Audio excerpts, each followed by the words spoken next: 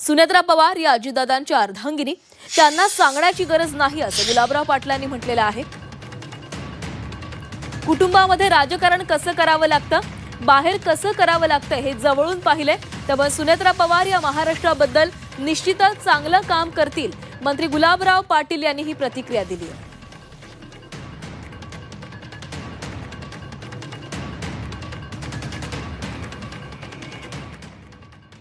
महिला जरी असल्या तर आता आमच्या सीओ पण महिला आहेत, कलेक्टर महिला आहेत, त्यामुळे महिलांमध्ये सुद्धा कॅपॅसिटी असते। आणि विशेष म्हणजे अजितदादांबरोबर अर्धांगिनी त्या राहिलेल्या आहेत, त्यामुळे त्यांना सांगण्याची गरज नाही।